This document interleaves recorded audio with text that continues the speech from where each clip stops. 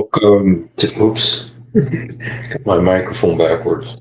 Welcome to another episode of our live stream, My Journey to the Trinity. My name is Hussein. Hope you're doing well, having a good night or day, or some of you, I know it's some usual folks are already in church. So, but yeah, I was watching an interview with one of the leaders of HAM. I'm trying not to say it because I don't want to get in trouble. Hello, Rons. God bless you. God, peace of the Lord Jesus to you too, my friend. So I was watching this interview with this guy, and I don't have because I lived in Gaza. I knew some of the people that were members, of Ham Sandwich, and it's just that they were everywhere. I mean, so many, half of the people in Gaza at least voted for Ham Sandwich to take over the Gaza Strip. So there's lots of people that supported them, but I knew some of the people that not the people themselves, but I knew some of their relatives. There was one kid whose grandfather was a very famous leader of Ham Sandwich, and he used to come to my house. In fact, he watched the movie Passion of the Christ at my house, and he was really impacted by the movie Passion of the Christ, and he used to come to my house. I mean, we were friends and everything, but then he just all of a sudden quit, stopped coming. And I don't know if he was told not to come anymore. I don't know what happened, but he stopped coming. So anyway, that's so anyway, I don't I don't know exactly what's going on right now with these guys. And I don't know this guy, Ghazi Hamad. Ghazi Hamad, he's one of the guys that's in Qatar living extravagantly while their people suffer back in Gaza. So they interviewed him, and I thought it was I don't know, I thought it was a pretty decent interview. This guy, Jeremy Diamond. Now, with a name like Diamond, I suspect he's Jewish, but I'm not sure. But he looks Arab, actually. That beard and his his jaw and stuff. He looks like an Arab if you look at him. I look at his eyes and stuff. Doesn't that guy look like an Arab, the reporter? But he's actually a very good reporter. He does ask some good questions. And so what had happened is that Israel had struck the leaders of Ham Sandwich in Qatar, and they ended up killing some people, but not the leaders. And this guy right here was one of or they seem to think he was an intended target, and he did not get it.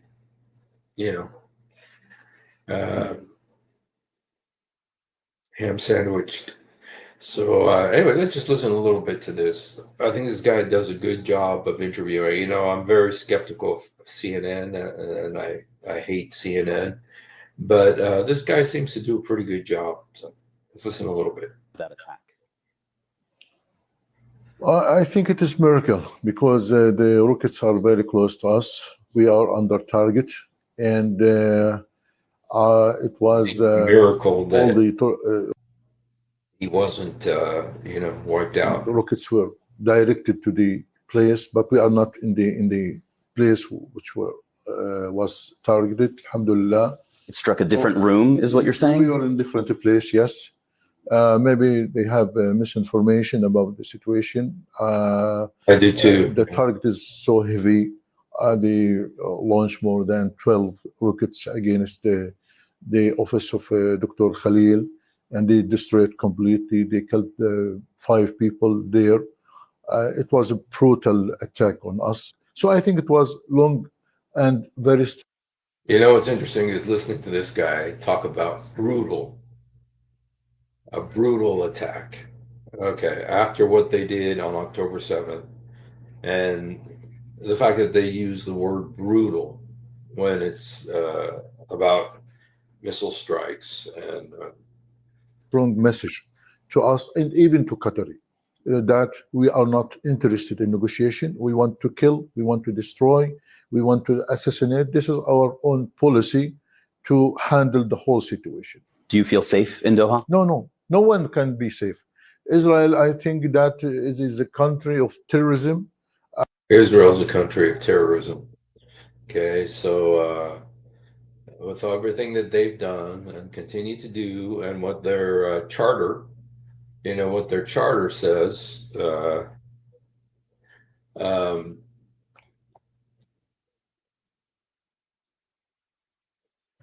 let's just look at here, Yale University. Did they get help from Yale University to write this? So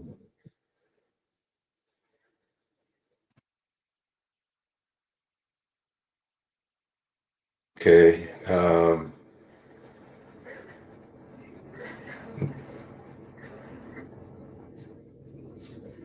Okay.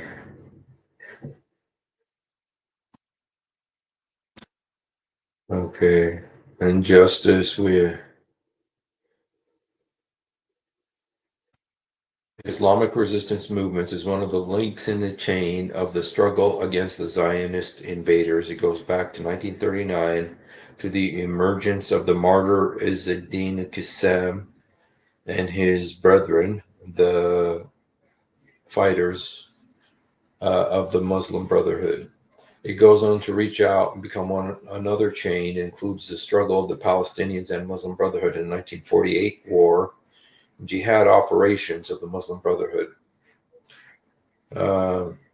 Objectives, okay, has disappeared.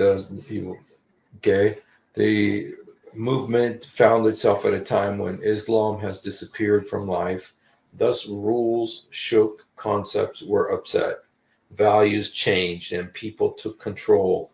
Oppression and darkness prevailed.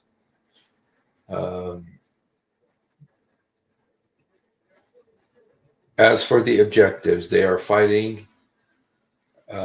They are the fighting against the false, defeating, and vanquishing. It is that justice will prevail, homelands be retrieved, and from its mosques would voice the muezzin emerge, declaring, and if Allah had not prevented men, the other one, verily the earth had been corrupted. Surah Al-Baqarah, chapter 2, 251. Homeland, okay, Muslim land, in case the enemy should tread on Muslim land, resisting the enemy, okay.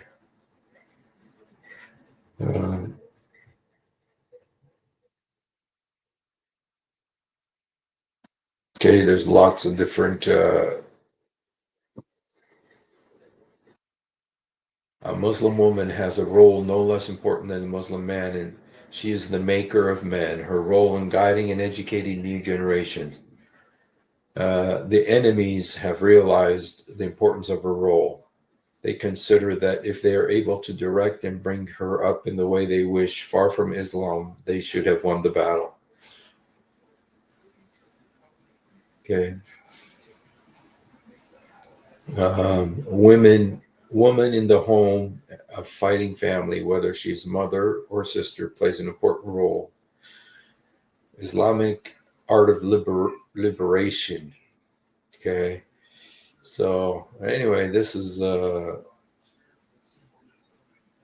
it is an Islamic movement, and and it follows Islam to the T.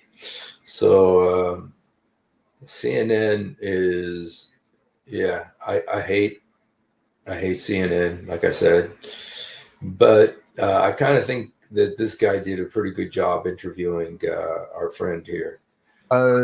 Country of or state of horrific action, genocide. They want to kill and to kill and to kill to prove that they are the super power in the Middle East. So no one can give guarantees that Israel could not do it again here in Qatar You know, he's talking about Israel there.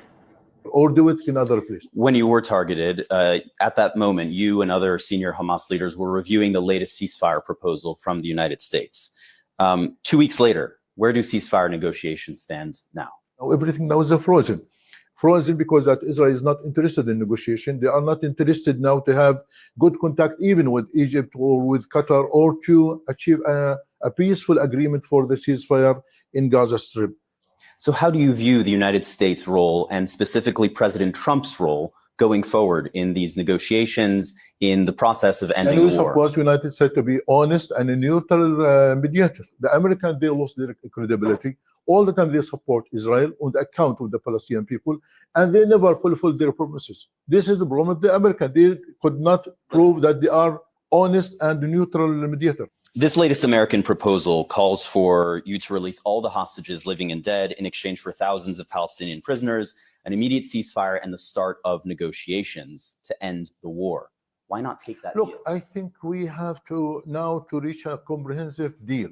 We want to finish the war. I know, but I'm asking you We about want- the we specific want- American okay, proposal, if you look, could answer. We first of all, we insisted to go to the comprehensive deal to So there's this comprehensive deal to kind of sidestep the deal that's being offered. And he won't comment on this because he wants this comprehensive deal. And so he's kind of like, doing the belly dance, to avoid answering the guy's good question. Why not accept the American proposal? I mean, that's the best that they're going to get. They're not going to get anything better. in all the hostages, either alive or dead. And we said frankly in all the hostages, either alive or dead. And we said frankly we can return them in 24 hours. But Israel, they refused. The main Well, they have conditions for ending the war. Their conditions are okay. Israel's conditions for ending the war. They want Hamas to be out of power and they want Hamas to disarm. Are you willing to abandon power in Gaza and lay down your weapons? Look, first for the power in Gaza, the authority in Gaza, we have an agreement with all Palestinian factions and even with the Egyptians. And I think that the Egyptians, they play a good role and send this proposal to different countries and even approved by the Arabic League that, okay, we can have a technocrat, we have kind of neutral and professional committee for rule in Gaza. Okay, we finish it. Regarding the disarm of Gaza. Okay, but he didn't say about them abdicating their role in Gaza. They, on the one hand, in 2005, it was kind of George Bush's fault. George Bush Senior, Junior, or is it Senior? I don't know, the younger one. He was so impressed with democracy. We need to have democracy. And I was there in 2005 when he was like pushing these elections. Says elections are good and elections and everything. And all these liberals, all the communists of CNN and New York Times, they were so excited. Yeah, elections. And Hamas won. Hamas won the elections. But Fatah would not let them take control. Fatah would not give them control. So what Hamas did a year later is they held a coup. They did a violent coup and took over the Gaza Strip in 2006. And they have been in control of Gaza ever since. They didn't have any more elections. That's it. So, and it was a violent. I remember I was cowering in my bathroom in my apartment because I was in the kind of the last stronghold for them to conquer before in order to take over the Gaza Strip. And they did. They did it, and I was there. I remember I was sitting on my bed in my bedroom, and then I felt my bed like it moved. And then you start hearing kids screaming, Allahu Akbar, Allahu Akbar. And what happened is that Hamas here, they put like a ton of explosives under two of the main security agencies of Fatah. Fatah is Yasser Arafat's party. And they killed like 50 guys in one thing. And so that was the point at which they took over. You know, they won at that point. And I guess Iran was pulling puppet strings, but it was vicious. This arm of Hamas. I think this is, we have to understand very well that the arm of Hamas is a legitimate and legal weapons which use all the time against the occupation. It is not a terrorist weapon. But are you willing to It's not, he's saying Hamas is not a terrorist organization. disarm if it is in the context of a process towards building a Palestinian state? If there is a Palestinian state, we'll be part. We will be engaged. We will be But the entire integrated. world, with all due respect, sir, the Okay, he asked him, are you willing to disarm if it's part of building a Palestinian state? And he says, if there's no Palestinian state, we want to be engaged. That's not what he asked. He asked, are you willing to disarm? They won't, okay? Because Islam doesn't let them disarm, you know? entire world is saying they want no role for Hamas in post-war governance of Gaza. Look, Do you Even the wimpy French and the wimpy English, and the English did not used to be wimpy, but they're wimpy now. Or at least Keir Starmer, you know, their leader is, you know, another Chamberlain. Is there a thing called a Chamberlain pot? Yeah. He's a Chamberlain, you know, Chamberlain is the one who came back from negotiations with Hitler and said, oh, he wants peace, he wants peace. Yeah, he wanted a piece of Czechoslovakia, he wanted a piece of Austria, he wanted a piece of Poland. That's what they were saying back then. But anyway, the current leader of England is the same way, Keir Starmer. He's a Chamberlain. He, you know, he wants to, what's the word? Appease Hamas, you know, and, you know, I remember, you know, what did they say? It says, appeasing the crocodile is feeding him so that he will eat you last. But he will eat you last. And so, like the French, the British, the Australians, you know, they all got these weak leaders. And so, yeah, okay. disagree with that? we agree. Yeah, no, But even they, those wimps, like Macron and his husband, I mean, his wife, you know, they are against Hamas, or at least they say they are. But I bet you they can be bought. You know, I bet you they can be bought or, you know, deluded into accepting Hamas, giving Hamas some kind of role. I agree. Foreign you are committed to rule Gaza. We have no problem. Right. So, and as But part of I that, think- Hamas will play no part, I think- according but to the let- Arab let- League, according to President Okay, Abbas, according to the United States, according to France. Let me also to explain that this is a Palestinian issue. That some external powers, they want to impose something against our interest. Hamas is part of the Palestinian fabric.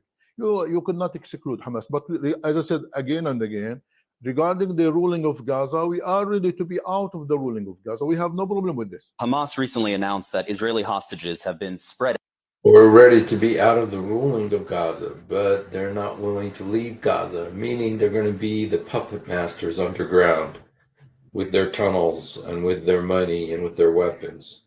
out throughout Gaza City, ahead of and amid Gaza City, ahead of the hostages have been spread out throughout Gaza City. Hamas recently announced that Israeli hostages have been spread out throughout Gaza City, ahead of and amid now this planned Israeli invasion of Gaza City. Is your intention to use those Israeli hostages as human shields? No, we never use these people. They use people as human shield. They use old women. They use old men. They use young children. They use everybody.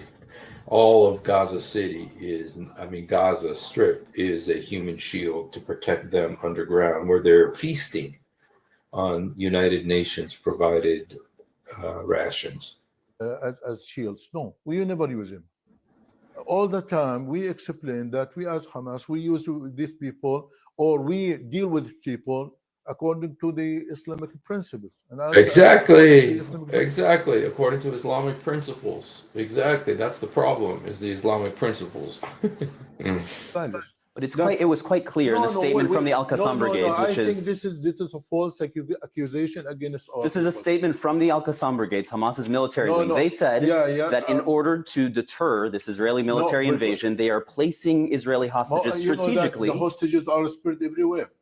But they are placing them around Gaza City and saying that if they die, it will be on Netanyahu's hands, correct? There is a big dilemma in this. Israel now is going and now is going to destroy Gaza, to destroy everywhere, to kill people everywhere. Yeah, you know, in Gaza now, they're killing more than, this morning, more than 84 people. Yesterday, about 109 people were killed. In the last month, more than 3,000. I understand. And when I speak with, and when I, sir, with all due respect, how can you stop this? With all due respect, when I speak with Israeli officials, I press them on all of these questions. I'm speaking with you right now, and I'm asking about Hamas's role. And Hamas just announced that it is holding these Israeli hostages in strategic locations around Gaza City, moving them above ground, while Israel is carrying out an invasion. Is the intention, hang on, is the intention to use these hostages as a human shield? Israel should stop targeting the civilian, should stop targeting the I mean, he sounds like a Harvard University professor or a CNN reporter.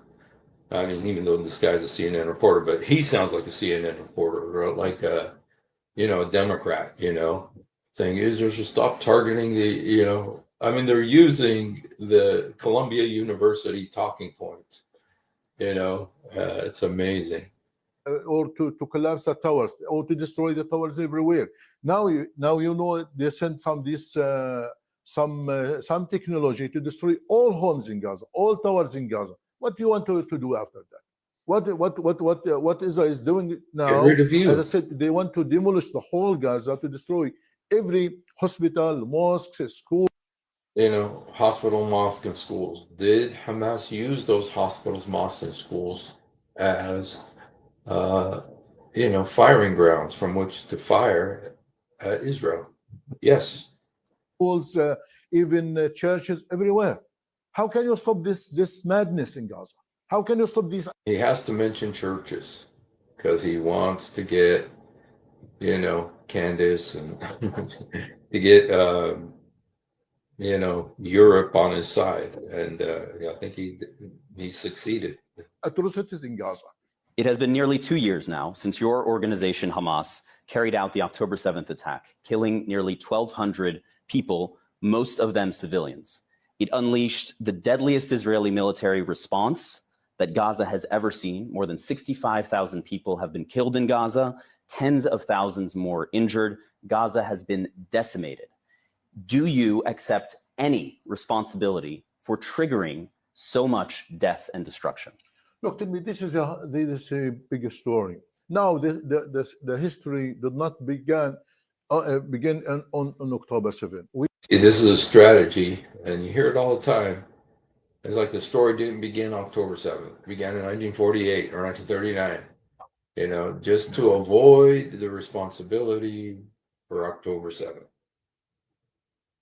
We spent 78 years under the occupation, under the humiliation, under oppression, under repression, under killing, under displacement.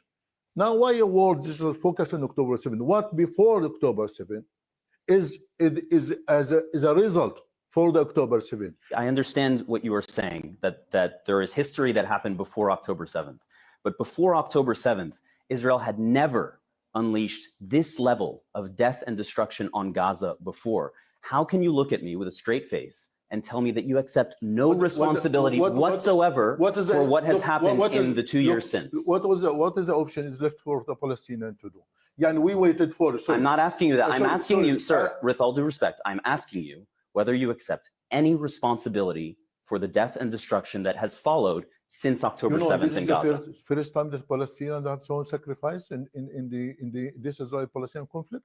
Since 1948 till now, 100,000 people were killed, 100,000 You know, he's saying the Palestinian people sacrifice, but they are the ones who are sacrificing them. No, they're not sacrificing themselves. They're underground feasting, but they're sacrificing the people above ground, you know. But he says the Palestinian people are sacrificing. Yeah, they, Hamas, are sacrificing the Palestinian people.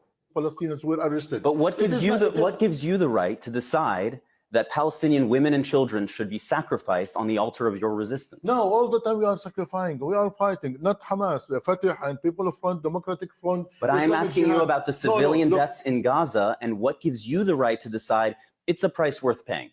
That child can die. It's okay because No, it's in order to look, fulfill our As resistance. Hamas, we are fighting for the interests of the people. We don't want our people to be killed. We don't want our people to suffer more and more. I think now, look, you know what is the benefit of October 7 now? Now, when the award now, if you look to the General Assembly yesterday, when about 194 people opened their eyes and looked to the atrocity, to brutality of Israel, and all of them, they condemned Israel. We waited for this moment for 77 years in order to open their eyes to say that there is occupation, there is suffering of the Palestinian people. There's another word he's using, which is occupation. That's an interesting word because it's got a lot of different meanings. What does occupation mean? Okay, occupation is when a foreign country is kind of controlling a particular country. And for instance, they use it a lot about the West Bank. They call it the West Bank occupation. And they used it about Gaza too, even though Israel pulled out of Gaza in 2005. They are no longer in control of Gaza. And they pulled all their residents out. They had about 8,000. And I was there when they did this. And they pulled everything out, including their graves, because they didn't want their graves, the bodies of their dead relatives and stuff, to be desecrated, because that probably would have happened. But when he uses the word occupation, you got to be careful, because dumb journalists let them get away with it. Okay, dumb journalists. I'm talking about like New York Times journalists or left-wing journalists. They let them get away with this term occupation, but occupation means different things to different people. And it means different things to Americans than it means to this guy. To them, occupation is all of Israel. All of Israel is an occupation that must be removed. Okay. Now, if you talk to Fatah, they're going to say the occupation is just the West Bank. If you talk to different politicians there who are speaking to CNN, they're going to say the occupation is just the West Bank or just the Gaza Strip. But in reality, this guy, when he says occupation, he's talking about every inch of ground in Israel. And we should end this occupation. I think this is a golden moment for the world to change the history. I think that now the world is a change. The history is a change now. Sir, you were just saying that as a result of October 7th, you are seeing millions of people marching in the streets. You are seeing countries recognize Palestine as a state. You are seeing legitimacy for your people. And I'm asking you whether the price that Palestinian people have paid so far was worth it. I know the price is so high, but I'm asking again, what is the option? It's worth What it. is the option left to the Palestinians? You know what? We waited for a peaceful process, for a peaceful means since 1993, since Oslo Agreement till now. But I think we got a big zeal. Let me show you the words of your people. Okay, these are people in Gaza, and I want you to hear, because your own people in Gaza say that you do have responsibility for the situation there. I'd like to show you this. رسالتنا لحماس أنه كفى مقامرة ومغامرة بنا. كفاكم يعني أنتم منفصلون عن الواقع. Please watch. I have seen This is not it. There's more. I have seen this Sir, video. Yes, there is yes. more. I have seen this video. I would like you to. There are three people here. I would like you to hear their I voices. know people are suffering. There are some people blame Hamas. Why will you not listen to the voices of Palestinian people in Gaza? Look, I know this is, but look, this is not the whole story. I know because this is because of the Israeli crimes in the Gaza Strip. It seems that it seems that you don't want to hear the voices of people in Gaza who disagree with Hamas or who want to see Hamas removed from power. But now, Why won't you listen to their voices? All the world, listen to me. All the world said yesterday in the General Assembly that October 7 is not a justification for Israel to commit genocide, to kill civilians. But I'm asking you to respond to what these people are saying. Look, these people who want Hamas to surrender, lay down its weapons, and leave the Gaza Strip. What do you say to them? No one asked Hamas to surrender. We will never surrender. We will never surrender. Some of these people are asking Hamas to lay down their weapons and leave Gaza. These people under abnormal circumstances. We put him under target and killing and massacre. What do you expect for people to say? But many people would say, if you look at history, if you look at wars that have been fought, where overwhelming military force has been brought to bear, where tens of thousands of civilians have been killed, that you, as the adversary of Israel in this case, that you have a responsibility to do your part to end the suffering. And that would be to lay down your weapons. We are working to end the suffering of people. Yani, Hamas was launched in 1987. All the time we are working for our people, not in October 7. Before that, all the time we are fighting and doing for the interest of our people. Now, the reaction of the occupation in brutality, in killing and massacre, you put this responsibility in the shoulder of Hamas? I'm not putting all the responsibility on the shoulders of Hamas. I'm asking you whether you have any responsibility in this regard. We are responsible to save our people, to protect our people, to do anything. Top Israeli officials say that really, they've been helping and protecting their people for so long. Israelis cannot be safe unless Hamas is destroyed, right? That's their perspective.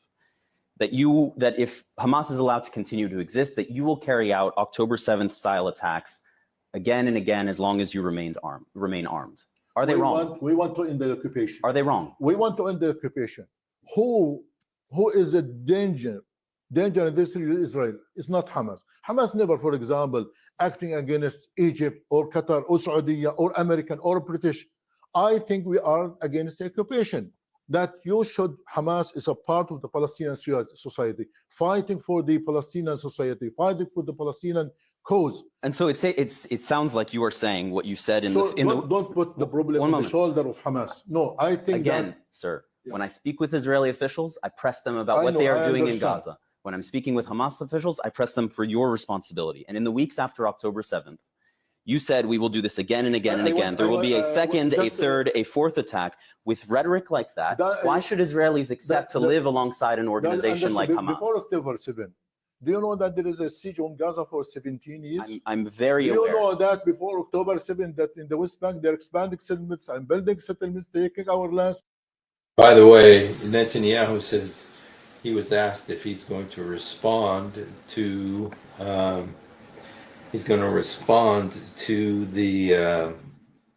what all those countries that recognize Palestine, like France, Germany, England, Australia, Canada, all the wimpy countries, the rich, protected by America countries. But they asked him if he was going to do anything, Netanyahu. He says he's going to announce it when he gets back to Israel. So it'll be interesting to say. I have two theories. One is he's going to take over the West Bank. He's just going to take it over, say it's ours. Number two, he's going to rebuild the temple.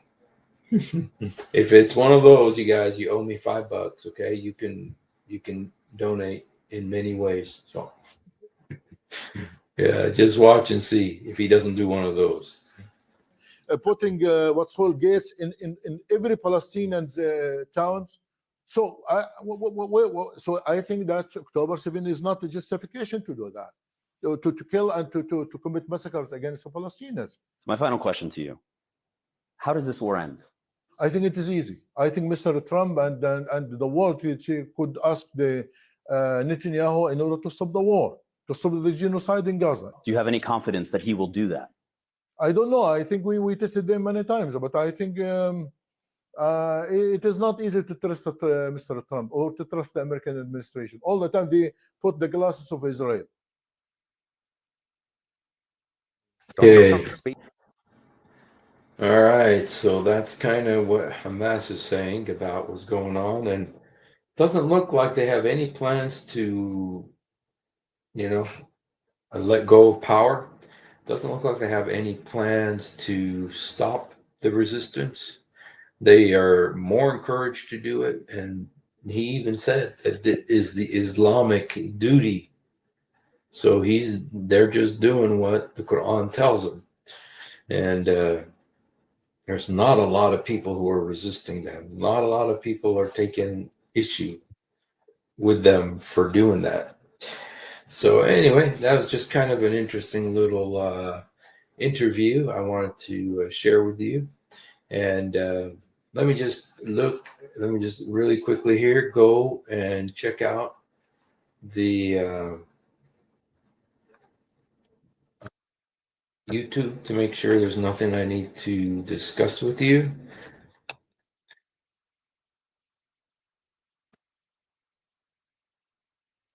I'm always interested in behind veils, see if they have anything new about the Muhammad Hijab Aisha situation. All right. Nope, nothing today.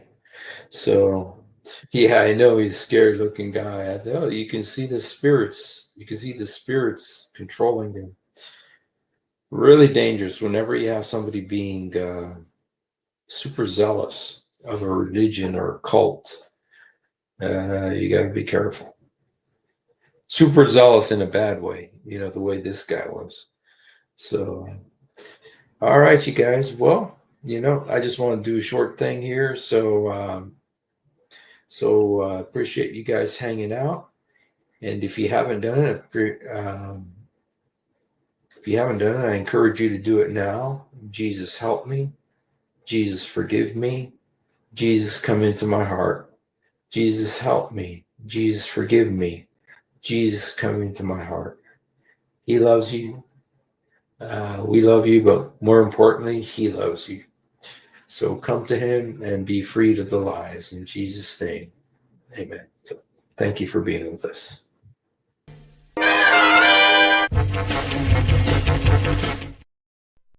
If you have ever wondered why dull apologists lie so much, it's because on a rare occasion that they tell the truth. This happens. One of the reasons I accepted Islam was the scientific miracles. I'll be honest with you. And now we know that this whole scientific miracles was absolute nonsense. You're going to have to repeat that. That the standard narrative has holes in it. That's what I'm going to say.